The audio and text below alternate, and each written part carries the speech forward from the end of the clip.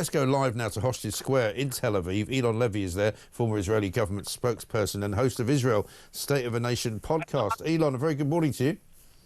An excellent morning to you, Mike. Yes, fantastic to see you there. Fantastic to see the people there celebrating finally some news that they've been waiting for 738 days. Tell us a little bit about the atmosphere there.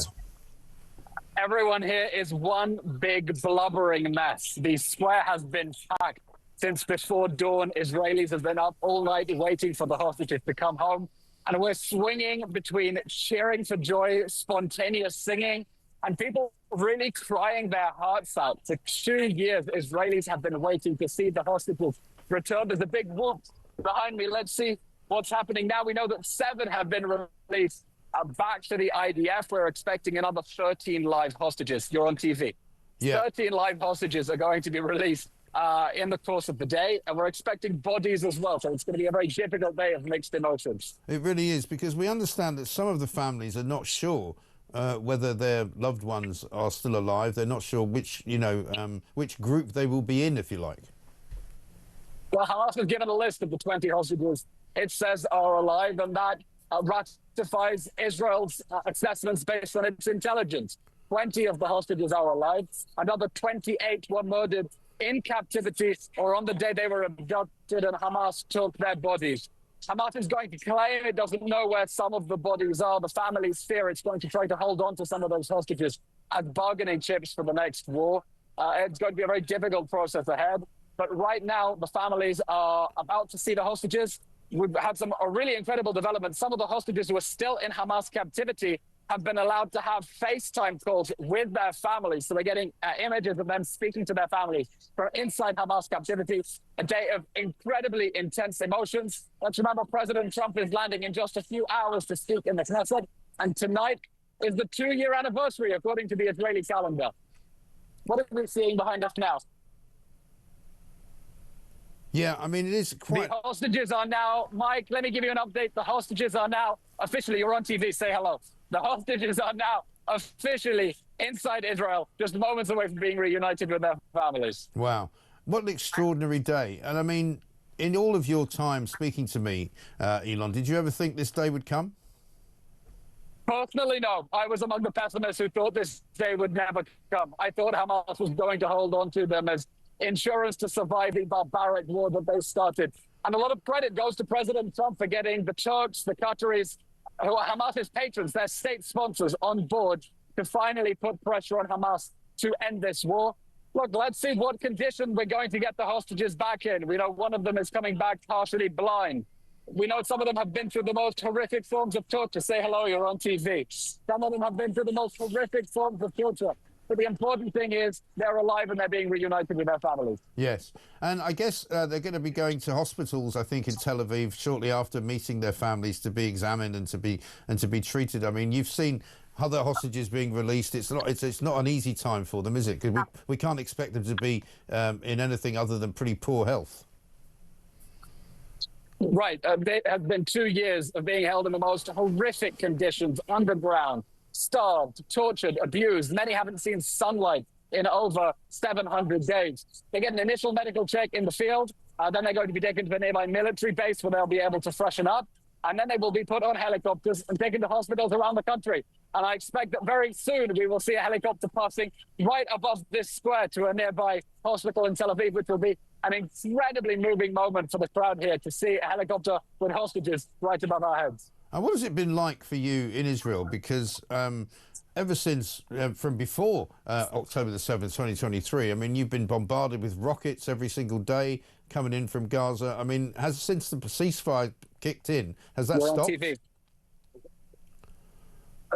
The ceasefire has come into effect, and I have to say, long before the ceasefire came into effect, Israel did a bloody good job of destroying Hamas's missile capabilities. If on October 7th, Hamas fired 7,000 missiles, 5,000 missiles at Israel. On the 2-year anniversary, they were barely able to muster one. So the fighting has stopped. There are no more missiles, but we know that Israel is still surrounded by enemies that want to destroy it. There are still the Houthis in Yemen. Their slogan is officially death to Israel, curse the Jews. They still have ballistic missiles. And so just because the war on the Gaza front is over for now, it doesn't mean peace is breaking out in the Middle East. Israel is still surrounded by really barbarian terrorist armies that still want to destroy and murder everyone in this square and everyone in the country.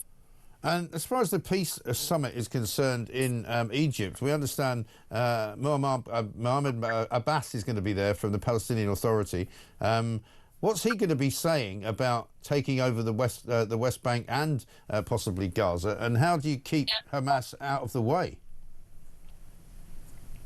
Well, I have no idea what he's planning. The fact is that half of Gaza is still governed by Hamas. The Hamas terror state is still standing at the end of this war. It is refusing to disarm. It is refusing to demilitarize. It is refusing to de-radicalize. And that puts the future of the Trump peace plan in doubt. We're getting the hostages out. That's critical. But let's be in no doubt.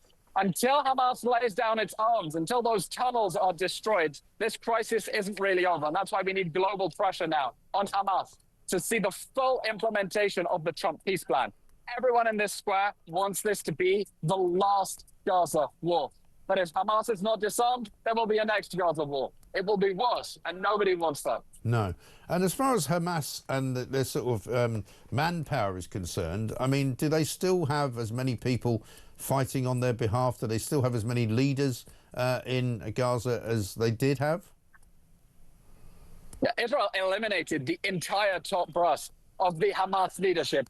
But they still have soldiers. Look, we know over 20,000 Hamas terrorists have been killed, but they're recruiting. What Hamas did was it hijacked aid trucks sent by, thank you, the British government, hijacked aid trucks, sold it, raised money, and used it to recruit new soldiers, including child soldiers. So Hamas is now showing a real show of force. It's cracking down on the street. It has been executing opponents on the streets of Gaza. It has no intention of giving up power. It is intending to reinforce its authoritarian terror state inside the Gaza Strip and to survive this war that it started in anticipation of the next one. That can't happen. Pressure now. If Keir Starmer does one thing in Egypt, beyond being there to cheerlead, it is to join the efforts to pressure Hamas to lay down its arms so we can finally put this conflict behind us. Well, Marco Rubio says, as the Secretary of State, that the recognition of Palestine by Keir Starmer and by Emmanuel Macron, by Mark Carney, actually, you know, almost derailed the peace talks. And so, you know, up until now, Keir Starmer hasn't really done anybody any favours in Israel. No, Keir Starmer, Mark Carney, Emmanuel Macron did worse than not contribute to the peace process. They actively sabotaged it at just the time that we needed pressure on Hamas to come up with its arms above its head and surrender. They were giving Hamas a reward for the October 7th massacre. And Starmer can't say he wasn't warned. Hamas had said a recognition of a non-existent Palestinian state is one of the fruits of the October 7th massacre. We can't get out of this war with Hamas feeling vindicated by the decision to go to war, thinking it was a good decision all along to burn people alive in their homes, to take hostages, to conduct the most horrific atrocities at a music festival, and then to wage that war from civilian clothes under civilian buildings. That's what recognition of the Palestinian state does. It tells Hamas, good job, we're going to give you a reward. So I think this is a moment for a lot of introspection, or should be for a lot of Western leaders. What was Trump able to do right by putting pressure on Hamas? And if we can't help, how at least do we get out of the way and stop causing more damage? Yeah. That would be good. Just as we speak, Elon, we're seeing some hostage, the vehicles containing the hostages just driving through from the Gaza Strip, presumably to the southern Israeli military base. The 7 hostages believed to be inside 3 cars, I think, hopefully very, very soon reunited with their loved ones. It's quite a remarkable thing to see. It really is. It is a historic day. And everyone in this country is going to remember exactly where they were as the news came out that the living nightmare we have been enduring for the last 2 years is coming to an end. Yeah. Let's talk to LaDona Harvey, though, Arizona Morning News star over there in Phoenix, because Donald Trump is about to address the Knesset at some point in the next half hour, we think. He's having quite the day of it. He's arrived in Tel Aviv. He's flown into Ben Gurion Airport. There's a huge sign on the beach at Tel Aviv saying, "Thank you, Mr. President." Quite a remarkable day, really. LaDona, very good morning to you. Good morning to you. I mean, even Hillary Clinton has actually given him credit. I mean, this is quite extraordinary. Have a look at this. Significant first step, and I really commend President Trump and his administration, as well as Arab leaders in the region, for making the commitment to the 20-point plan and seeing a path forward for what's often called the day after. So, you know, they said hell would freeze over before you saw that. Well, hell must be pretty cold today. A little bit chilly, yeah. You know, it's interesting. I was talking to a former national news analyst who is kind of free range now, named Chuck Todd, on Friday. And he said, you know, there are two places where Donald Trump's bluster doesn't flip people out. World leaders who will actually, you know, they actually take him very seriously and they listen to him. Right. And that's the Middle East and Russia. And he said, you know, you have to give credit where credit is due. Walking in and saying you are going to make a deal is a situation that I don't even, how much diplomacy have we had? You know, we've tried diplomatic routes. We have tried appeasement. We've tried almost everything to calm things down in the Middle East. And somehow, some way, our president managed to at least get the underpinnings of a peace deal done. I mean, we are seeing hostages released. We are seeing troops pulled back. Hopefully we will see people in Gaza fed. We will see kids going back to school, and we will see some sort of rebuilding. And that's something that nobody has managed to do. And, you know, how did he get it done? I have no idea. Nor do I care, to be honest. No. I think it's like, who cares how he got it done? He got it done. And we can finally see a calming of the waters there and some sort of resolving of a situation that for the past quite a few years has just been incredibly volatile. And can we take that volatility out of it? Yeah, exactly right. And the fact that he did get agreement from all of those Arab countries, I think, is quite remarkable, because that's the key to it all, isn't it? And the fact that he also kind of bypassed in his thanks last week Britain, France and Canada, because they did what Secretary of State Mark Rubio said was actually damaging to peace talks. That Hamas basically pulled out of the peace talks the day that France decided to recognise the Palestinian state. Well, it's, you know, that's such a thorny problem, and it makes Israel mad when people step in. It makes the Palestinians mad when people step in, although they want people to step in. They just want them to step in on their terms. And I think Donald Trump just sort of stepped in on his terms and said, you go to that corner, you go to that corner, everybody shut up, and here's how this is going to work. Yeah. And you know, with me, I'm like, I know you are, but what am I? Don't tell me what to do. But somehow, some way, Bibi Netanyahu and Hamas have sort of retreated to their respective corners, realizing that this situation has been untenable, absolutely untenable, and could not go on. The other one that's interesting over the weekend with regards to sort of US-UK relations is, I don't know how much you know about it, but the UK government is currently embroiled in this scandal about a spying a situation regarding two British citizens who were supposedly spying for China. The case was brought against them by the Crown Prosecution Service, effectively the Attorney General here, and the case had to be dropped because they couldn't get any cooperation from Downing Street with regards to referring to China as the enemy and dangerous and a threat. And the US, we understand, the White House has now warned the UK that, you know, if this is how you're going to treat China, we might have to pull back with some of our intelligence information that we give you.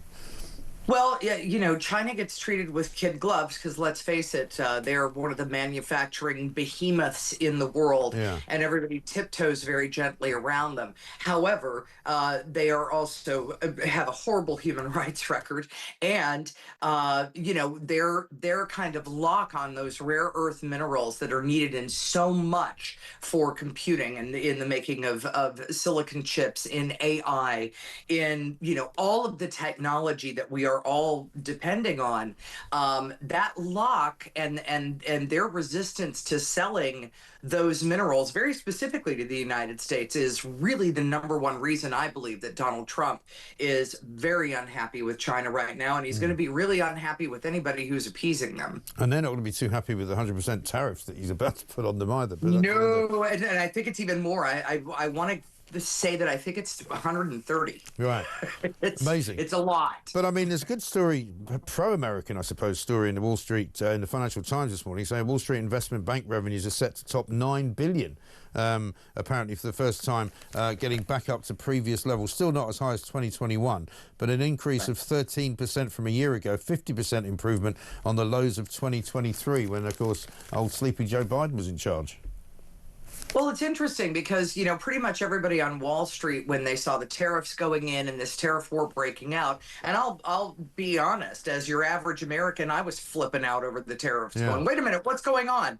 And nothing happened that Wall Street sort of, and regular old economists predicted. The American economy did not tank. It hasn't been moving a lot recently, but it certainly hasn't been going down. And so I think that there are a lot of people with you know, tweed suits on and elbow patches who are going to have a lot of explaining to do as to why our economy did not tank with all the tariffs, and if it didn't tank, can we explain that to the American people? Because anybody who's invested in Wall Street is pretty happy right now. Of course, that could change. Yeah, of course it could. Yeah, I mean, don't count your chickens, as they say, literally. Let's talk now to Martina Bett, political correspondent at The Sun, because she's going to tell us about what's on page 10 this morning. Rod Liddell on a Monday, and of course it's all about China. And Rod says China is indeed a threat to the UK, and it is to Keir Starmer as well. Martina, very good morning to you. Good morning to you, Mike. And yeah, I mean, Rod Liddell's column in The Sun today hits right at what I think is becoming a full-blown China scandal for the Labour government right now. And as you say, Rod's warning is quite simple, that China is a threat, not a partner. And he says the Prime Minister is refusing to face up to that reality, really. Yeah, he is. And also, the more they doth protest, as they say, the worse it looks, doesn't it? Because we've now been told 3 different versions of events, like all political scandals. You know, it's the lies that eventually, the cover-up that gets you. You know, the CPS quite clearly have said that they did not get cooperation from Downing Street when they wanted to prosecute these 2 spies. They wanted to have information which said that China was a threat, that China was indeed the enemy, and that this was dangerous activity that they were getting people to do on their behalf. And meanwhile, you've got Bridget Phillipson yesterday saying Jonathan Powell definitely didn't get involved in what she described as the detail of the case, which all sounded like a little bit of a lawyer's excuse for what he actually did. Yeah, it's quite crazy the way that the point is changing by the day, you know, and I think for the past 2 weeks they've been able to avoid quite a lot of scrutiny because Parliament wasn't sitting, whereas today we are back in Parliament. There would be a lobby briefing with the Prime Minister's spokesman, so there would be lots of questions. You know, as you say, the CPS has now confirmed they spent months asking the government to confirm that China was a national security threat. Yeah. And the government simply refused. So, of course, it was that refusal that collapsed the entire trial. And I think one of the points that Rod Liddell makes in his column today is I think he gets to the point of it, which is, you know, imagine if this had happened the other way around. If a British spy got caught in China, you know, he says he would be executed. But here, you know, our government dropped the case and blamed it on, you know, legal technicalities when, frankly, does not stand up to scrutiny. No, and what's quite interesting, I was speaking to a former diplomat who's worked on China for the last 2 decades, and he was going to testify for the prosecution during the trial. And I spoke to him last week, and it was quite interesting what he told me, because he said that if the government had decided to go against what, the government is saying that he couldn't say that China was a threat because under the previous government, it wasn't a threat, so they couldn't change it. But actually, let's imagine they'd done so, and the reason why they didn't is because they were scared of repercussions from China. Charles Parson, his former diplomat, told me, actually, it would have made lots of noise, but essentially it would have amounted to nothing, because China, like most authoritarian states, they can sniff weakness and then they go for it. And actually, all the nations that have been in the doghouse with China, their exports have gone up.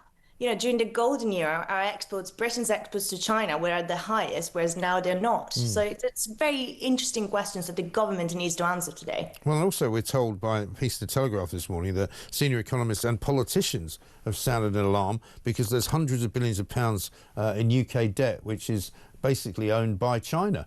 And so the more debt that they own of ours, the more they can control what it is the government does. Yeah, it's shocking. And there was also this other revelation at the weekend that I thought was, again, very shocking. And it was Xingye, the Chinese owners of British Steel, that apparently, according to the Sunday Times, they offered to waive the 1 billion compensation claim if the government gave the go-ahead for the Chinese embassy, the one in central London that the Community Secretary, now Steve Reed, is meant to approve in the next few months. And, we're very much in the territory of the sort of quid pro quos, Chinese investment and influence seemingly traded for political goodwill. It's just shocking. And as I say, in the next few days, the pressure will be on the government. They've got to answer lots of questions. Will they be able to do that? Or will they, or the scandal will keep going and more reports will keep on coming? Because actually, we've seen that there are a few cabinet ministers that I don't think are particularly happy about this. There were reports, anonymous reports, of cabinet ministers blaming the Prime Minister and National Security Advisor Jonathan Powell. So I think this bad sentiment is just going to keep coming. Well, exactly right. And we're told there might be an emergency question. Parliament's back today for the first time since all the conferences took place. And there could be an emergency question tabled about this very point. Yeah, I think there will be. There will definitely be an urgent question. We know that the Commons Speaker as well, who will be the one who will grant the urgent question, was not particularly happy about what happened. And when it was first reported that the case had collapsed, he said that the government needed to answer lots of questions. And at the time, we didn't even know that the CBS had asked for that material. This was like a month or so ago. And the Commons Speaker was not happy. So we'll definitely see some action in Parliament, and we'll see how the government does. And Keir Starmer, of course, not there today because he's gone to Egypt to take part in peace talks. A lot of people wonder why he's done that. He likes to go abroad when there's trouble at home, so I guess he might stay there for as long as he can. A momentous day yesterday, Harry, wasn't it? Watching those incredible scenes in Hostage Square. Incredible sort of the art of the deal by Donald Trump. I mean, really sort of just absolutely 100% going for all of it, standing there like the king of the world. Yeah, having every sort of world leader except Netanyahu at that Egyptian summit. Basically, queuing up to lavish praise on it, trying to bask in his glory as well. And this deal would not have happened without Donald Trump. No. So everyone else saying, "Oh, we played a role in this, so we had a backseat for it." No, you didn't. No, you didn't. There's one guy that got this done through his completely unique diplomatic skills, which involve business, and everyone's going to school. Oh, what about you're using business? Yeah, people come to the table when there's money involved. That's why the Gulf states they want peace in the Middle East, so they make more money. He brought Netanyahu to heel. This guy's a hardliner. He's got even hardliners around him. Getting him to accept the terms of a pretty unpalatable deal, actually. If you look at it, the number of hostages released, live hostages released, 20, which is over 2,000 Palestinian. Not a lot of them, a lot of Palestinian prisoners released in the past went on to be key figures in Hamas. So it was not a great deal, but at least it's done. And obviously Hamas. Now, obviously, what we're going to see now is we've done the top of the deal. Now we need to do the bottom of the deal, which is routing Hamas out of Gaza. Goodbye. Get out. You're not coming back. decommission your arms, get rid of your rockets, put down your guns. That's when it's going to get tricky. Yeah, that is when it's going to get tricky. We'll come back to Starmer in a minute because I want to talk about Mark Thatcher. A big piece in the paper today, all about his mother. Because a lot of people have been talking about Margaret Thatcher, the 100th anniversary of her birth. I mean, the Tory party seemed to be haunted by her in some way, shape or form. You know, they had pictures of her up at the conference. They had dresses of hers that she used to wear on display. It's almost like they're sort of clutching at something. Yeah, they don't quite know what it is. Back to mummy with the comfort blanket, isn't it? Sort of is. That's how it feels. A bit weird. Yeah. Well, listen, its timing was fortuitous because it was obviously it was the 100th anniversary of her. Of her birth. There was a big old bash last night at the Guildhall in London, which had the sort of great and good of the right-wing establishment, all of her old living, anyone still alive that was in her cabinet, lots of Tory bigwigs and the like. Boris Johnson was there. Joan Collins was there, bizarrely. I don't think she was in the cabinet, was she? I don't think she was in the cabinet. It would have been a bit different if she had been. She had a little light glamour to the... I actually, I stopped her to ask her... I was doing a couple of interviews outside, and I made the fatal mistake of saying, Ms. Collins, can I have a quick word? Yeah. And she turned to me and death stared me and said, "It's Dame Joan." Brilliant. Fantastic. Yeah, put me in my place. Yeah. No, so Mark Thatcher hasn't spoken since 2009. He gave some brief remarks when his mother died. Obviously, he has had some controversies over the years. But no, it was fascinating to hear him talk about what he thought his mother would think of the world right now. And, well, let's have a look at one of the clips. This is what he said about Nigel Farage. What would your mother have made of Nigel Farage and his particular style of politics? My mother would have respected him for his beliefs, without a shadow of a doubt. He is a politician. Whatever you say about him, he's a belief politician. And that is a good thing. I mean, as long as we're allowed to have a debate in our society about the beliefs that we hold, it can only be a good thing. He believes strongly about it.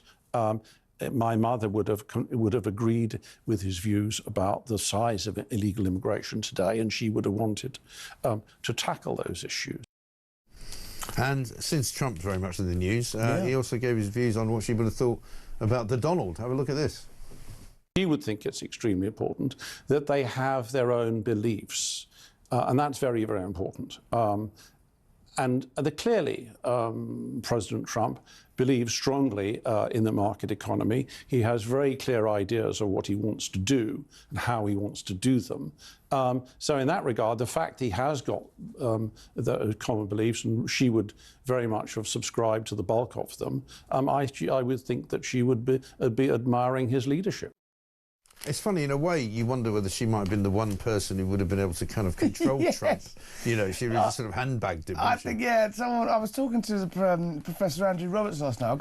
There's some more clips coming out later on. So I spoke to a lot of people last night about what what Mark Thatcher said and what and Professor Andrew Roberts, great mind. He said, Margaret Thatcher would have had exactly what you said. She would have met his match. He would have met her match. No, he would have met his match with her. There we go. Obviously, she had that incredibly good relationship with Ronald Reagan. Arguably one of the most successful US presidents. Brought the Cold War to an end.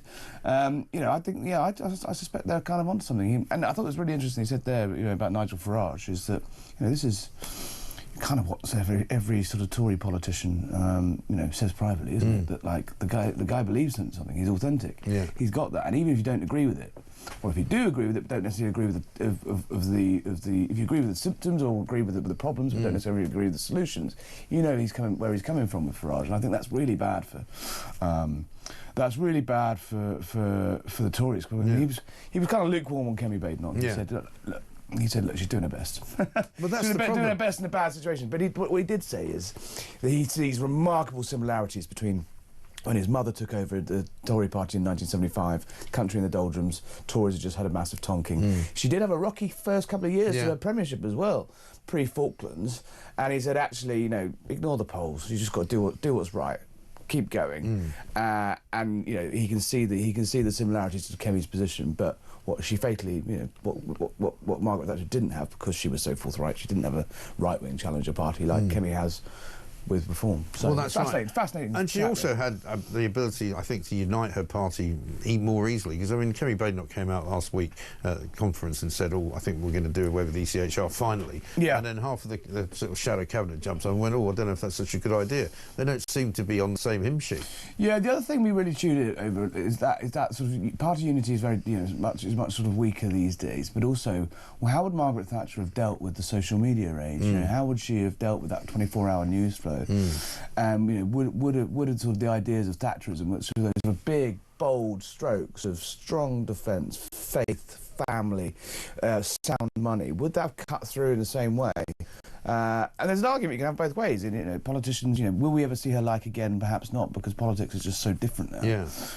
There's a lot more people involved now as well. I mean, you've got 7,000 PRs working for the government currently. I mean, I was watching John Redwood talking the other day about how, when he was working closely with her, there was about 3 guys in sort of her inner circle. That was it. Yeah, no, exactly. And he said, we were talking about his memories of his mother, and he said she used to wake up in the morning and listen to, Farmers Today. Yeah. And that's how she'd find out about what's going on at DEFRA. And so it's a completely different world. Yeah, absolutely. But no, it's very interesting chat. He's mellowed in his later years, I think, Sir Mark Thatcher, and it's just very interesting to see, there's an argument raging about whether Margaret Thatcher would have voted for Brexit. Remember during the referendum, a couple of her old staff said, "Oh no, she definitely was a Remainer." He scotched all that. Right. So he put task to a few.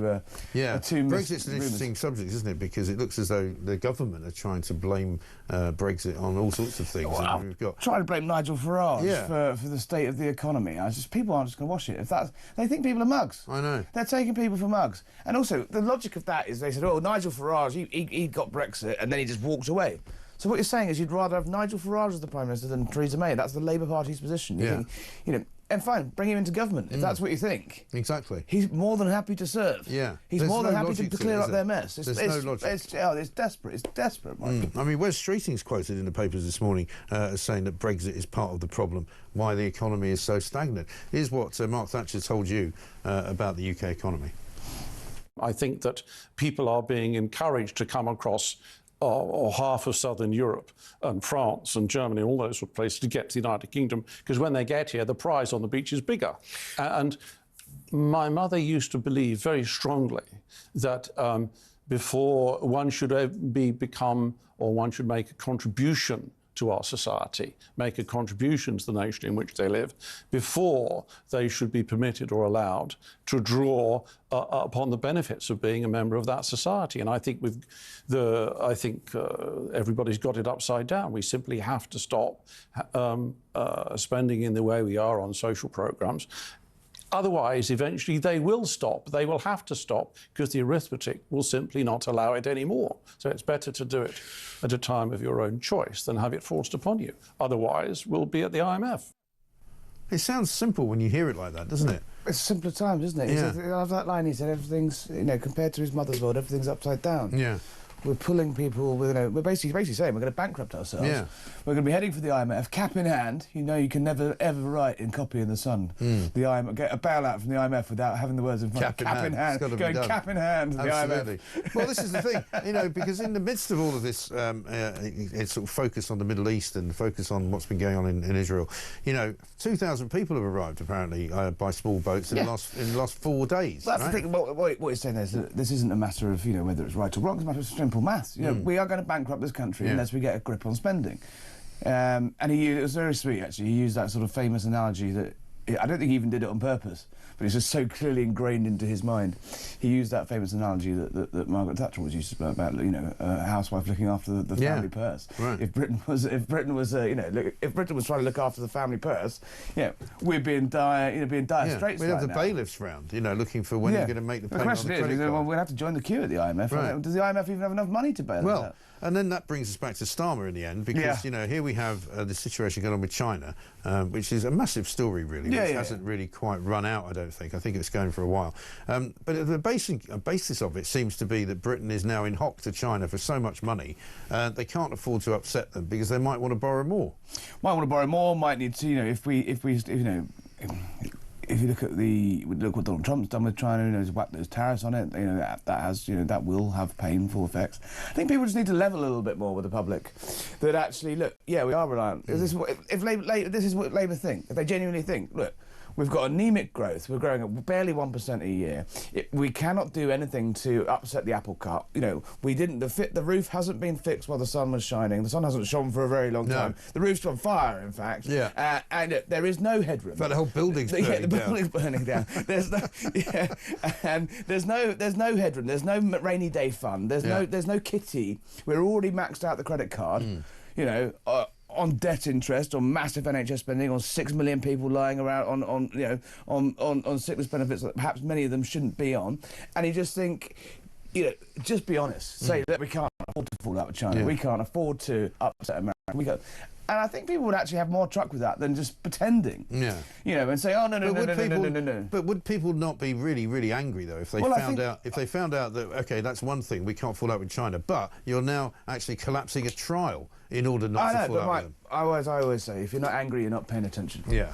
Well, I'm always angry. That's because we're paying attention. Because we're paying attention. And let's not forget, I mean, Margaret Thatcher's portrait in Downing Street was removed. That was the way you've annoyed me now, because that was the one question I forgot to ask Mark Thatcher about. Yeah. Because he didn't want to have a portrait looking down at him, so he said. He seemed to mind him having them at Chequers. He's got a load of portraits there. He didn't take those down. It's interesting, isn't it? Because every politician has to sort of pay homage to Thatcher and do that sort of. And I remember reading some piece before the election where he was going to use the metal of Thatcher to drive his plan for change or some gibberish some word salad he cooked up. Well, because they try and come out with these sort of phrases, don't they, that are going to be memorable, and they're just, I mean, it's not working for him. I mean, that scene yesterday in Sharm el-Sheikh, where he thinks he's going to talk, and then he gets completely just minced. I just think, looking at it from where I sit now, which is what 5,000 miles away in Washington, you just look at that and go, these guys, they're just duff. Right. They're just duds. And the whole thing about Trump's not very good at it. No, Trump's day yesterday, I mean, it was so brilliant because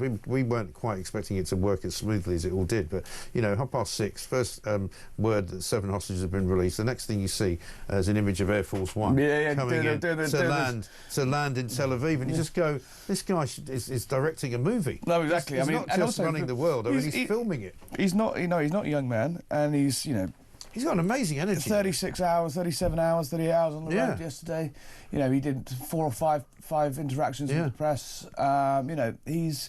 It's bizarre. It's the left, the demented left in the States, after having covered up Joe Biden's obvious mental and physical decline, are desperate to get this idea that Trump's gone mad.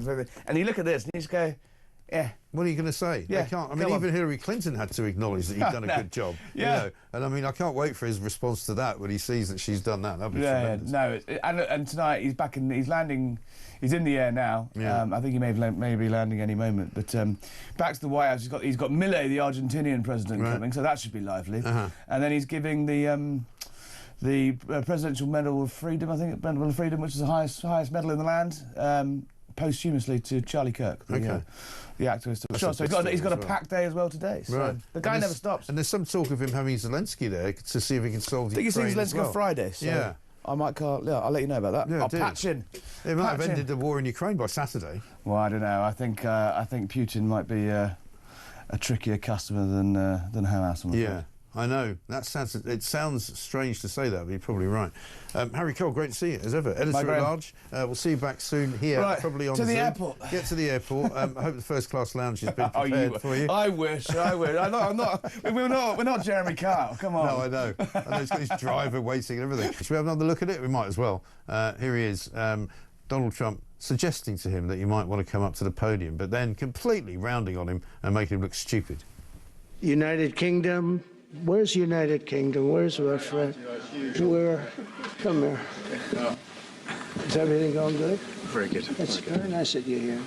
These people all came in like 20-minute notice, and I think it's fantastic. I'm told as well, by the way, that around 2,000 have come on the small boats in the last 4 days alone. Yeah, it's been quite busy in the channel in recent days. We've, of course, had a few periods of lull, but in general, the numbers are still way above where they were even in 2022. So I think we're still on for a record year.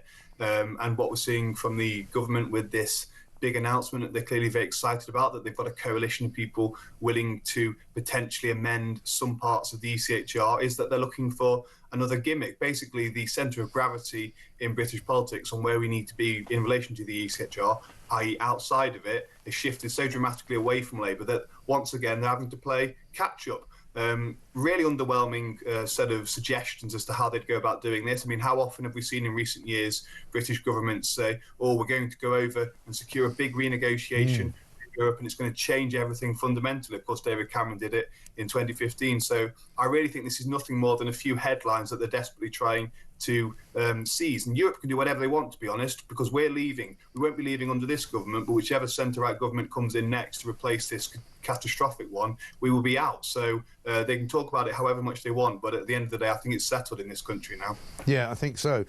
Because the point is that the sheer numbers of people who have come to this country have now outweighed the numbers that were ever thought to be coming. And so I think even people who never thought immigration was a problem before now see it for what it is in almost every part of the country.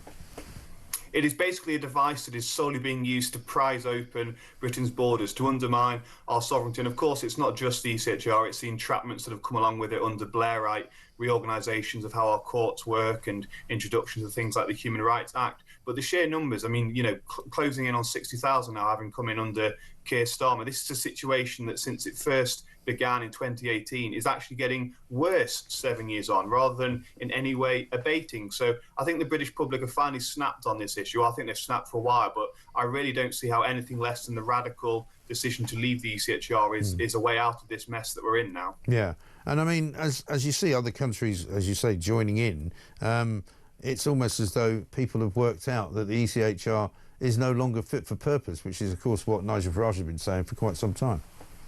Exactly. Well, I think it's taken far too long for sort of analogue politicians to clock that all the sort of post-Second World War apparatus that was introduced, whether it's the ECHR or the Refugee Convention, has long since served its time. These were things that were introduced in an era of less mobility and less mass communications. So I think it's a long overdue recognition that these things are more albatrosses around the neck of sovereign countries rather than in any means or any sensible way the sort of upholders of human rights. I mean, it was never compatible for Britain to be involved in such a thing anyway. This is something that really only got inflicted on us properly by Tony Blair and his obsession with basically destroying our constitution. But I think we're moving in the right direction on this. I really don't think these sort of Labour sound bites that they've put out in any way actually will address the issue. And a lot of real thought has gone in now, whether it's from the Conservative Party and Lord Wolfson or Restore Britain or the Prosperity Institute, on how we actually go about leaving the ECHR. So I think basically this is the ascendant side of the argument now. Yes, but there's also an awful lot of talk, and the Tories have started doing it now, about mass deportations. You know, Kerry Badenoch was talking about 150,000 mass deportations a year. Yeah, which is exciting. I mean, I don't think their plans quite realise the resources that they would need. Don't think 1.6 billion a year is enough, but I also think this is where the conversation is now. People are sick of the very thought of having over 1 million illegal migrants living in this country, putting pressure on public services, undermining really our sovereignty and what it is to be a British citizen. So I think this is an inevitable sort of mainstream centre ground position that politicians and parties are once again having to play catch up with. We know the vast majority of the public in every region of the country want the deportation of every single illegal migrant. So it's something that, again, it won't happen under this government, but it is an inevitability. Yeah, I think so. You don't want to think about bad cops and how many of them there are. And, you know, I suppose in the scheme of things, you might say it's a relatively small proportion. But are they cracking this, or is it still a problem? I think they're getting on with it, Mike, and I think we've got to recognise this is 0.005% of police officers. So there's a lot of police officers out there right now who are facing knives and guns, and as we saw at the Manchester synagogue, doing their job and keeping us, trying to keep us safe. But there are a small minority of officers who are wicked and evil, as we see. It's unbelievable, isn't it, that you get officers convicted of child sex offences and the like, rapes. Quite incredible. And the police are cracking down. What gets me sometimes, though, you know, when officers are dismissed for things like WhatsApp groups, these are things, in my view, should be like words of advice. The police are judged, some police officers are judged very harshly. There was a doctor recently who left an operation, left the patient there, had sex with a nurse and then came back. And he put that person's life at risk, and he wasn't struck off. And I just think it's unfair sometimes that police officers are judged like this. One thing I would take from the stats, though, is that 16% of those struck off are ethnic minority officers, and only 8% of police officers are ethnic minority. And it just strikes me that sometimes in their desperation, senior police officers recruit people because they look a certain way when they don't carry out proper vetting and the like. And really, we should be recruiting police officers by how good that person is, not what colour they are or anything else. Let's just have good people in. And those stats don't say that they're not doing that.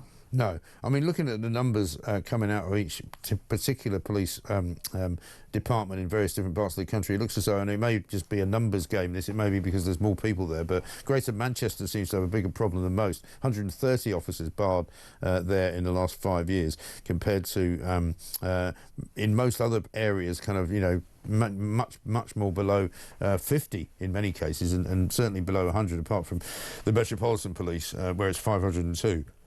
Yeah, I mean, the Met is the biggest by 30,000 officers, and Manchester is the second biggest police force in the country, so there's no surprise there. Right. And Manchester Police is led by a very good Chief Constable, Steve Watson, so no doubt they're cracking down. But there has been a massive problem, as you've known in the past, with vetting, not recruiting the right kind of officers.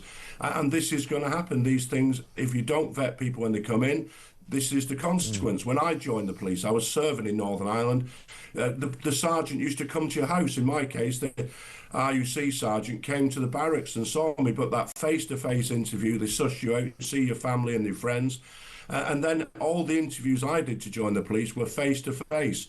We've had this situation where people are applying online and they're never seen by a person until they arrive at the training school. And it's not really a training school anymore, it's a university where you go home after at 5 o'clock. So all these things lead to problems not being spotted and bad apples getting into the barrel. Yeah. It is unfortunate, isn't it? And I mean, as far as the police's situation now with regard to these protests, I mean, let's talk about that a little bit. Shabana Mahmood in the papers this morning saying we've lost control of our borders. Only last week she was saying we're going to give the police special powers to crack down on these pro-Palestinian marches. But, you know, no sooner than a couple of days later, after she said that, there was another massive pro-Palestinian march on Saturday, at which the only person that I could see was arrested was a pro-Jewish protester who they said was breaching the peace. And the police officer in question, when he was asked about why he was doing it, he said, I'm just following orders. Well, I mean, we've heard that phrase before, haven't we? You know, it's in Germany. So it's just terrible. I mean, they arrest firstly why that man was ever handcuffed. What threat was he? What had he done wrong? Quite incredible. I just can't understand that. But the other thing, of course, is that politicians always say we've got new powers. You can have as many powers as you want, but unless you've got enough officers to enforce them, you're not going to do anything with them. So let's look at these cases where the police have cracked down and they've arrested 500 people in one day. That is 500 sets of people who are on bail coming back to the police station, 500 sets of paperwork that got to be submitted, and it just wears the police down. So while they're dealing with that, they're not patrolling the streets, catching robbers, thieves, burglars, rapists, the things that the community would like them to do. And as I say, the politicians have always got a new act of parliament, a new law, but there's never anybody new to enforce it. And what the police need is numbers to deal with these things. Yeah, exactly right. We've got Shabana Mahmood on the front page of the Telegraph today saying that she's having a big meeting with people from the Balkan countries today in Downing Street. The Balkan interior ministers are all going to join her to try and see whether or not there's anything they can do to stop people moving through their countries. As Carl says, how do we know they're moving through those countries if we don't know who they are? This is more delusional talk, I'm afraid. Yeah. Our government haven't got a clue how to stop them. They've been time and time again saying they're going to do this and that, they're going to smash the gang, whatever. The only thing they're doing is smashing their credibility. Yes. Even looking at the Palestinians and what's been happening there, already we've sent a message that we're going to welcome however many it is there are 2 million Gazans. There are 5.5 million Palestinians. And the message that's gone out to them is make your way here and we will make you comfortable and we will allow you to stay. That's the message that's gone out. And with regard to those who are coming in through the Balkans, let's not forget that they're actually having got into Europe through the Balkans.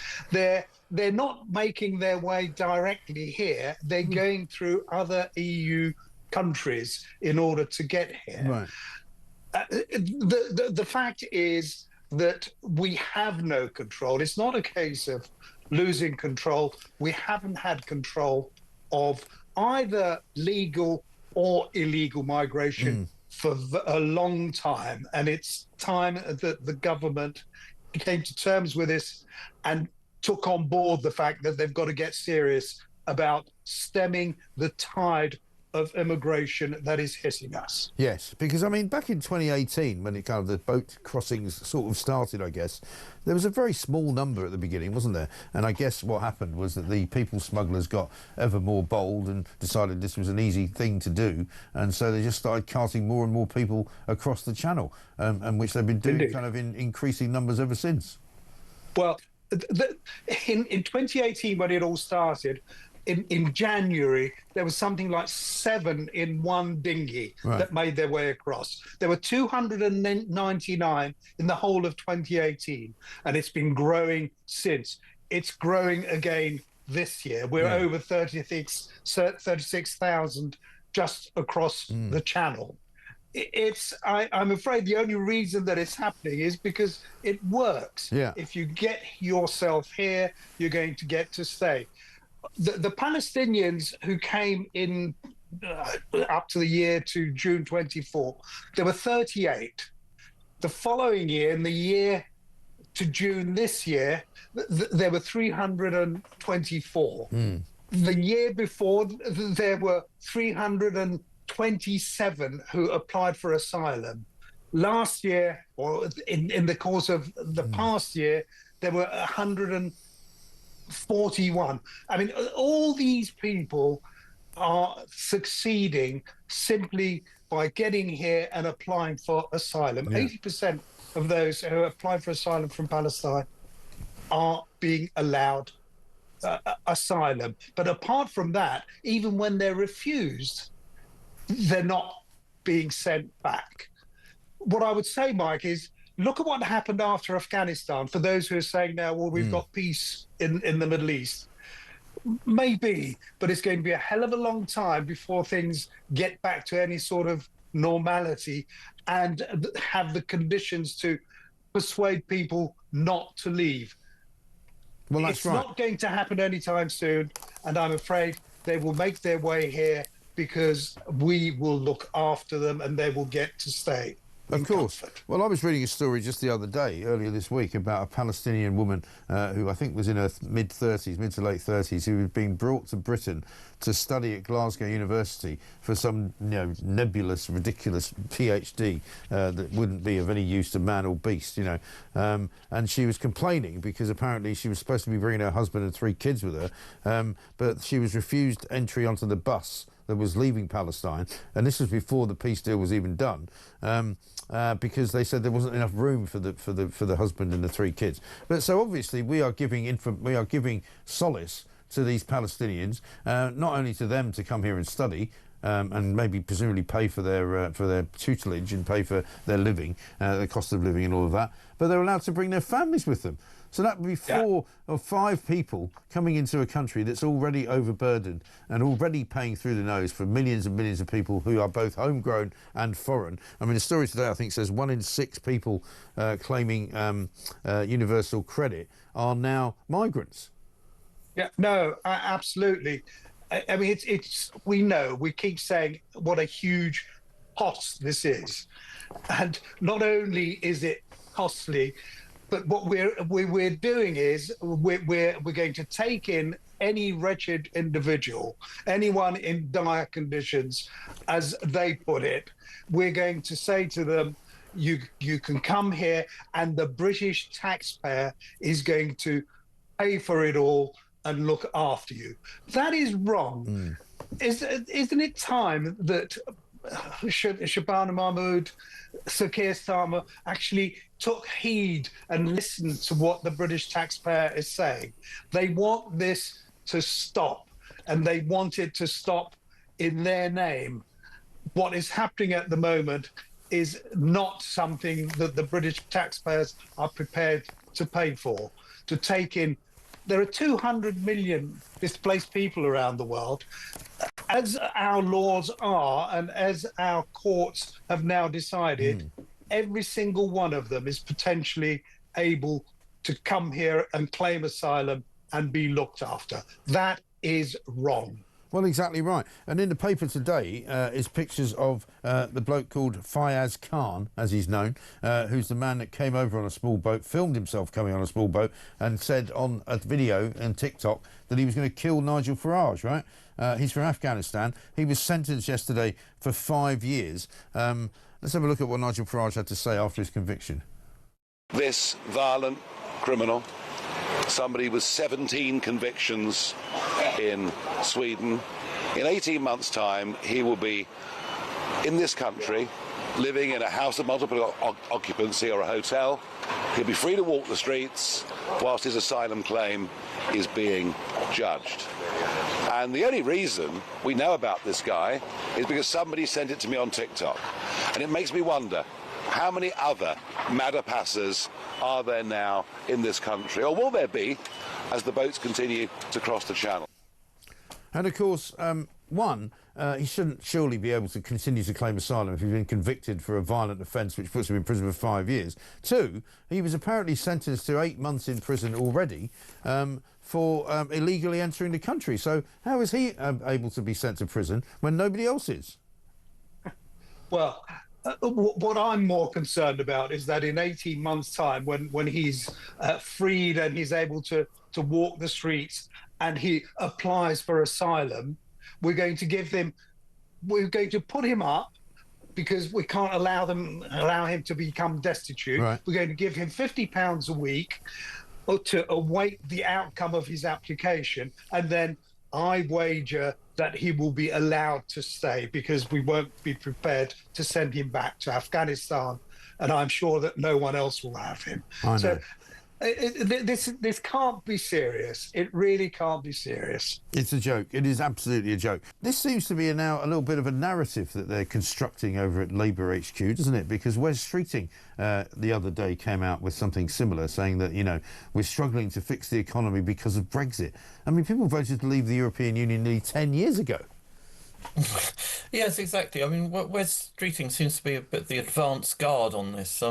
The word is that Rachel Reeves will, during her budget speech, start trying to blame Nigel Farage and Brexit for having to put up our taxes. As you know, Nigel Farage is really the Chancellor. Rachel Reeves is just a front, and yeah, completely ridiculous.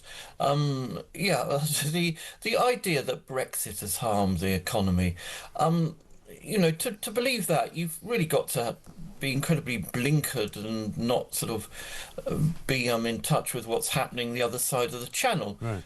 If Brexit had harmed our economy, I mean, Britain would be sort of going down the tube while the rest of the EU sort of sailed ahead without us. Whereas, you know, you look at economic growth since we voted to leave the EU, we're about the same as France. Not great economic growth. We've been sort of a bit pedestrian, our economy, but we've grown about the same level as France has. We've grown faster than Germany has. Germany is in the middle of a sort of rather sharp industrial decline. So neither of those countries, I think, have left the EU. So why should you blame Britain's sort of lousy economic performance on Brexit? Right. Well, it's a very strange situation that we find ourselves in, isn't it? Let me play you this from Rachel Reeves, which she said this morning, because on the one hand, they're saying, oh, Brexit's to blame for the economy being a terrible place. And then here she talks about, you know, possibly being in a doom loop. And then in other public pronouncements, they're trying to make out that everything's fine. Have a look at this. Our tax rises coming down the track. Yeah, but I think that this government are making... Sorry. In terms of the ambition of this government, it is big. But you agreed, yes, there are tax rises coming down the track. Well, I was really clear during the general election election campaign, and we discussed this many times, I would always make sure that the numbers add up. Can you promise the British people you're not going to get stuck in a doom loop of having to go through this cycle every year of having to find more tax to fill the black hole? Nobody wants that cycle to end more than I do, Sam. That's why that is why we're putting all the effort into growing our economy, because that in the end is what brings in the tax revenues to be able to afford to keep taxes low. So she finishes up with having admitted that we are in some kind of doom loop, and she is going to raise taxes, by at the end saying, I'm going to create growth. Well, sorry, I mean, all of those things, same things can't be true. No, and, you know, on another day she would be boasting, oh, Britain's got the highest growth rate in the G7. Well, if Brexit's to blame for the economy, well, you know, how come we've got the highest growth rate in the G7? I mean, it doesn't make sense. And Keir Starmer, if you remember his conference speech a couple of weeks ago, I'd rather not. Boasting of, probably not, but he was boasting of how the government had done a trade deal with India and it managed to get a sort of reasonably good deal with Trump and his tariffs. And, you know, of course, he didn't mention the one thing that should actually made these things possible, which is Brexit. You know, if we were still in the EU, we'd be, you know, we'd be thumped by the tariffs Trump imposed on the EU. We wouldn't have been able to do a trade deal with India, which the negotiations for which were begun by the previous Conservative government, by the way. And yet, you know, on another day, they're saying Brexit is to blame for everything. And you know, it just doesn't sort of make sense, does it? None of it makes sense. No, that was shortly before he sort of encouraged everybody to rise up and fight Nigel Farage, because he was the biggest threat to Britain since, you know, the Normans or something. You know, he's getting very carried away these days. And I mean, I've worked out, I don't know whether you heard any of the show earlier, what's wrong with him. And I don't know whether you ever heard of this particular condition, but mythomania is something I'm thinking about writing about. We think that Keir Starmer may be suffering from it. It's a psychological condition characterised by a compulsive and habitual tendency to lie, often with no clear benefit or motive. Yeah, so he's not the only politician to suffer from that, let's say. No, it could be an epidemic. You know, maybe we should try and find a vaccine for it. Yes, yeah, but let's wind back to the sort of day after the general election, and Keir Starmer was boasting, you know, growth was going to be the absolute priority of his government. And, you know, where are we? We were sort of, you know, we've sort of been bumping along the bottom of the growth has actually sort of, you know, declined. We had a sort of really rather promising situation when the last government left office. Growth had sort of perked up a bit. Employment was growing strongly. And now in the year since, the past year, we've lost 115,000 payrolled positions. Yeah. I think it's 123 now, actually. Yes, and I mean, there is a very good reason for that. Is that the national insurance hike, employers' national insurance hike last budget increased the costs for employers, particularly for those employing part-time staff, because she reduced that threshold for paying national insurance from £9,100 to £5,000, which brought a lot more part-time workers into the net. Employers, supermarkets and so on, warned her that this would cause jobs to be shed, and that's exactly what has happened in practice. It absolutely has. James, very good morning to you, sir. Hello, my friend. I can't believe that video clip you just played, by the way. This guy's meant to be an Oxford student, and he can't even rhyme. Proud and ground do not rhyme. Why are they teaching people? I know. I mean, maybe he could have done it as a haiku or something like that. You know, it would have at least shown that he had some kind of you know, education. I want to tell you this, though. We discovered something brilliant yesterday. I don't know if you were able to hear it, but we've discovered what's wrong with Keir Starmer. We've diagnosed him as suffering from mythomania, right, which is apparently a psychological condition characterised by a compulsive and habitual tendency to lie, often with no clear benefit or motive. That's him, I mean, in a nutshell. That sounds pretty good. I mean, unfortunately, that's probably not limited to him in the House of Commons. I remember Benjamin Disraeli was once in trouble because he used unparliamentary language and accused half of the House of Commons of being liars. Right. The Speaker said, "You've got to take that back." He said, "OK, half of the House of Commons aren't liars." It was very clever. Very good. I love that sort of, you know, jousting that goes on. You've worked in Downing Street. I mean, can you possibly, with a straight face, tell me that somebody like Matthew Collins, who is a relatively senior civil servant but a junior figure in government, could, by himself, decide unilaterally to not consider the Crown Prosecution Service important enough to give them an answer to a question that they'd asked him, and without any reference to his boss, the National Security Advisor, without any reference to the Foreign Office or indeed to Downing Street or the Prime Minister's office or the Prime Minister himself, he's decided to give an answer to them which allows a case against 2 spies in Parliament to be dismissed. No.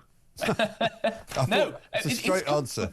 It's completely ludicrous. This is completely insane. And I think it's people who want to dive into some of the weeds on this should follow a great man called Luke de Pulford on Twitter or X about this. Who's I think got to the heart of this, the sort of smoking gun, the idea that this was nothing to do with any of the political people, nothing to do with Jonathan Powell, who is, let's remember, he's a special advisor, he's a Labour person, a Labour figure, or Keir Starmer or anybody else in Downing Street. Because in a version of evidence that this man gave, he gives the Labour government's 3 C's of compete and challenge and cooperate or whatever, which is meant to be the basis of their China policy. So he's essentially used language from the Labour Party manifesto in a newer version of this document that is supposed to be non-political and only based on the assessment of the previous Conservative government. So if that's making people drone off and switch off, let's just get to the heart of this. The government is lying. Yes. They are lying through their teeth. And let's always remember, it's not always the crime, it's the cover-up. And I think this will bring heads to roll eventually. I think there's no question about that. And I mean, I said this morning when Poppy Coburn was in, that, unfortunately, they're trying to kind of, obfuscate and filibuster this story to the point where people just aren't interested, because it is a very confusing and slightly kind of dull actual, revelation that you finally get to. But as you say, right to the point, the bottom line is they've lied about it. And they continue to lie about things. They continue to excuse themselves and fail to answer things. And there's clearly a problem with Jonathan Powell. He is clearly a very important man in our government, and yet he is not answerable to the British public. He's never in front of any committee that I've ever seen, and he's a sort of shadowy figure. This is a guy who sold off the Chagos Islands, after all. This is a guy who was part of Tony Blair's mafia and still part of Tony Blair's mafia. I think he should be gone. Yeah, absolutely right. No, it's very, very dangerous. It's a guy who's part of something for a long time called the 48 Club, which is, without wanting to libel people, a group of people who are very, very, very, very sympathetic towards the Chinese Communist Party. Let's be clear. They are not our friend. As we've discovered from recent revelations, the Chinese Communist Party is the greatest threat to world peace. It possibly could grow into the greatest threat that the world, certainly the West, has ever faced. It's huge, it's powerful, it's rich, it's evil, it's technologically advanced, it has absolutely no scruples or morals at all. It kills and sterilizes people in its own population. It will do anything for more and more power, and we are mad if we don't address this. And as you said as well, this guy Powell, not only is he kowtowing to China, he gave away sovereign British territory that we discovered yesterday is now being carved up along with the Indians, and they're going to put all kinds of listening and communication posts nearby to the American naval base. Like we said they would, genius right? Idea. Like we said they would when it was all going through, and we said this must not happen because of that possibility that they will now have an opportunity to put, Chinese, listening devices onto sovereign territory that used to belong to us, where we also have a very, very, top secret base. Look, I think it's very simple. I know we're very short on time, but the Labour Party, as is currently constituted, hates this country. It's quite simple, really. If you voted for them, I'm sorry. Maybe you could be forgiven for being duped because, my party were a bit useless towards the end. But this Labour Party is not even the Labour Party of Tony Blair, who, for all his faults, did seem to like Britain. Certainly not the Labour Party as was constituted 100 years ago. It is full of people who say things like, "Oh, my stomach churned when I saw us waving the Union flag." Oh, I know. It's Labour awful. Conference. Absolutely awful. Let's talk to Mel Stride, Shadow Chancellor of the Exchequer. Mel, Matthew Said says that people are going to listen to you if you come up with some decent fiscal promises. Morning. Yeah, absolutely. And you saw that.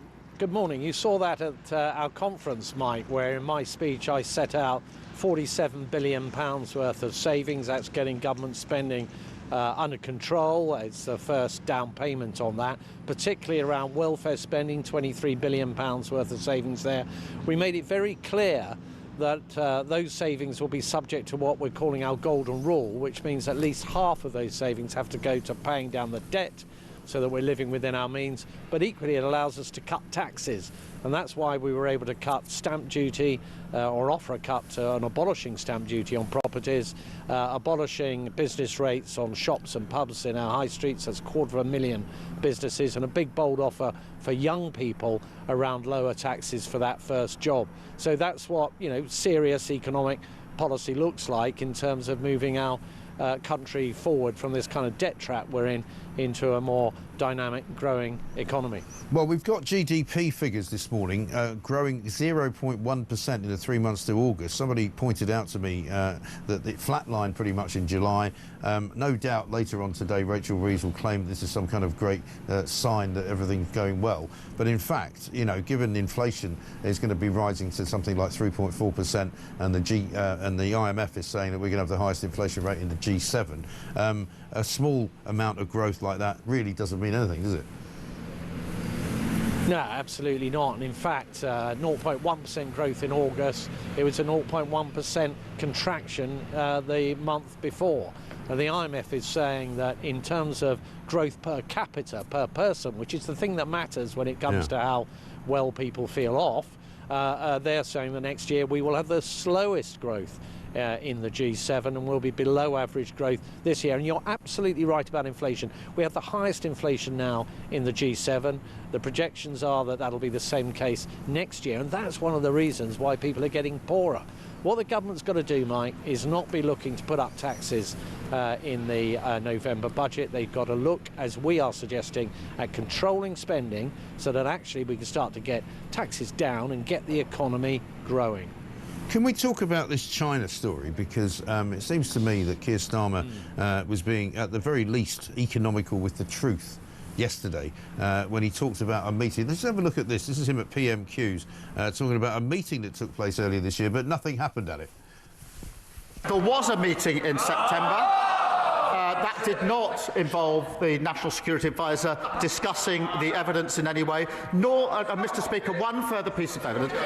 The final statement in this case was submitted in August 2025. There was no further submission of evidence, one way or the other, after any discussion in September. This is a red herring, a completely scurrilous allegation made by the Leader of the Opposition.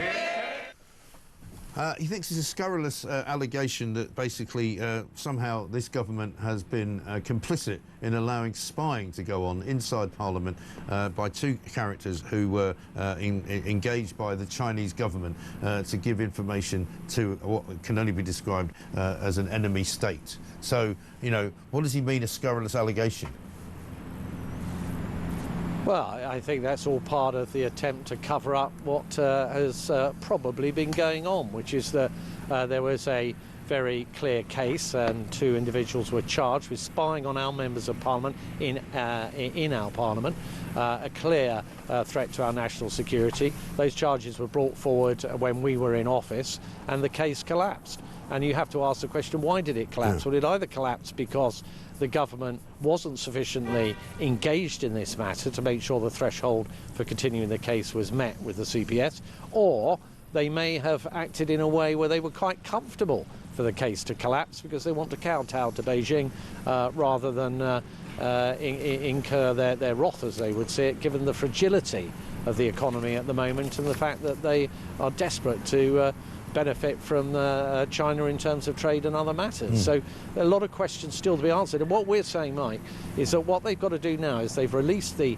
evidence, the three submissions around that, but they've also got to release the correspondence and the memos around the interaction between the CPS and civil servants and any ministers involved in those discussions, so we can get to the bottom of exactly what happened and why they failed to provide the evidence required for those trials to go ahead. And is it really credible for Matthew Collins, who is the Deputy National Security Advisor and a civil servant not appointed by the government, is it really credible that he, in his statement, has said basically that he operated entirely alone without any reference to his boss, who is, of course, the National Security Advisor, who is Jonathan Powell, and without any reference at all to Downing Street, without any reference to any media advisors, without any reference to anyone, he just dealt with the CPS on his own. I mean, I just don't believe it.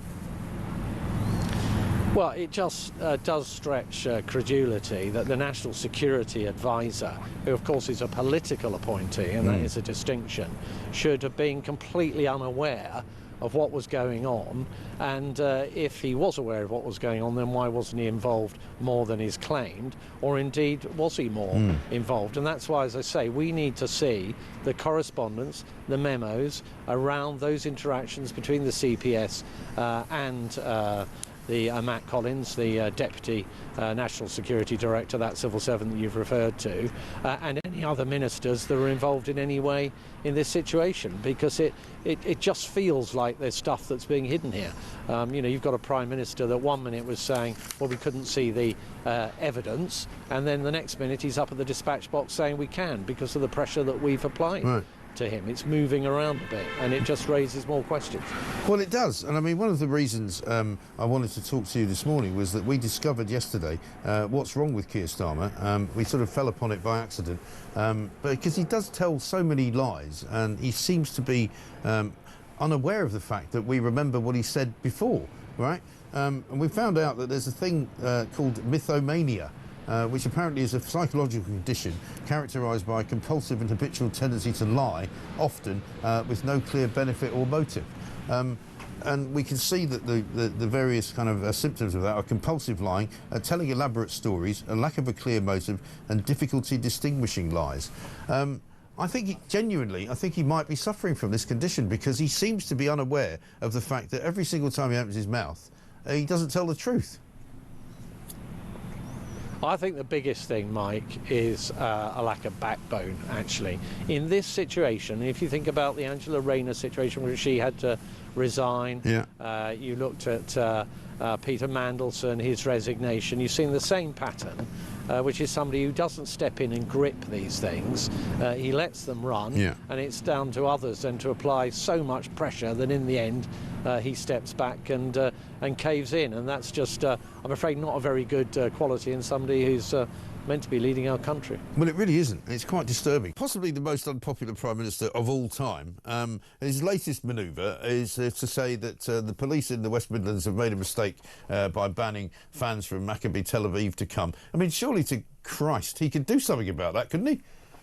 Well, I suppose we're going to find out what the true limits of power of a Prime Minister are, as to whether or not he can actually intervene to allow football fans to go to a match. I mean, it is...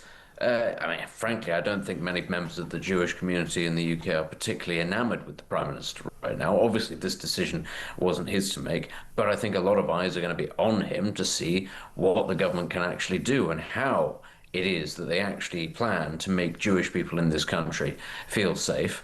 It's a major concern, though, actually. We have to be clear, there's so many more ramifications than simply the optics of Jewish people not being safe in a city, in a major English city in this day and age. If the police, if the local police are genuinely turning around and saying, look, we're unable to police a sporting event in what is still ostensibly England's second city, what does that say about their ability to host all sorts of things, to manage all sorts of other things? If they can't do this at a fairly straightforward sporting event, is that going to affect the city of Birmingham's ability to simply function on any kind of level? If you're genuinely saying foreign people from certain countries are not able to come and people of certain ethnicities are not safe in this city because they risk violence, I mean, just on a performance level, that's a massive indictment on the local police, and it is a massive indictment on the Prime Minister that he's overseeing a country where that can be allowed to happen. Yeah, exactly right. And also, you know, if their claim is that because they've heard that Maccabi Tel Aviv fans can be a little bit violent themselves because of what happened in Amsterdam, you know, I haven't seen them banning any other football teams from going to Aston Villa or from going to any other place in Birmingham as a result of their reputation. You know, what would they do with Millwall? I mean, what would they do with Celtic fans? You know, Celtic fans who, whenever they do play in England, and they do play sort of every now and then, are more than happy to sort of chant about the IRA and cause trouble, or Rangers fans whenever they turn up south of the border, are also known for a bit of for a bit of a tear up. Neither of them get banned, because we just have to put up with it. We just have to deal with it. Yes. I mean, for heaven's sake, Celtic, I think, played actually in Birmingham last year, was it? And they were chanting about the IRA. Yeah. Well, Birmingham was bombed by the IRA. Why on earth is that acceptable? I know. It's exactly, Tel Aviv, that's not. Exactly right. But also, isn't it ridiculously sort of mealy-mouthed? And I mean, I had John Rentoul on earlier saying, well, of course, the Keir Starmer can't get involved in policing issues, policing matters. That's for them, their operational conduct has to be, completely separate from government. Well, it doesn't actually, because the Home Secretary can intervene if she wants to. Shabana Mahmood, she hasn't said anything about it. I mean, he said he thinks it will be resolved later today. I mean, surely somebody with some brains will reverse it and say this is ridiculous. Yeah, surely, I mean, if nothing else, surely government has the resources to intervene on behalf of West Midlands Police and say, OK, what is it that you need for this actually to go ahead? Where do we have to divert resources from? How is it that we make it safe? But also, we all know that actually police have pretty sweeping powers to intervene to stop people who are known to them from getting involved in violence at football matches, to prevent them from going to areas. What do you need also to prevent those people who you are clearly worried about turning up in the first place? So, I would just think it's going to be a massive failure of our ability to put on fairly basic events if we're not able to do it. And, nobody's saying it's going to be 10,000 Maccabi Tel Aviv fans or something like that. It's a European away game. It'll probably be a couple of thousand. It's not a huge number of people in the grand scheme of things. If we're not able to manage that sort of basic A to B transfer of people to the stadium and back again, and let's be clear, it's not Aston Villa fans that we're being told are the ones that are going to kick off. It's not necessarily going to be in the stadium that there's going to be problems. It's outside. If you're not able to do that, like we do with football matches on a weekly basis in this country, well, what exactly is the point of us if we can't run these things in our own backyard? No, exactly. And clearly as well, the sense is that the police are once again operating as a two-tier system, because all the decisions that they make, like we can't ban the pro-Palestine protests, we can ban Israeli hooligans from coming to Aston Villa. Which one of those things is right, and why couldn't both the things be banned? Well, exactly. I mean, the pro-Palestine marches in London have hundreds of thousands of people marching through the centre of London every week, and we're told that that's absolutely fine. But as I say, it'll be maybe 1% to 2% of that number will be arriving in Birmingham. I mean, how it is that you can sort of turn around and say to those people, well, for your safety, you're not allowed to go and do this thing. I mean, what is, as you say, it's two-tier, because what does it show that they're prioritising? They're prioritising effectively the will of a majority in a certain set situation, because that majority threatens to get violent.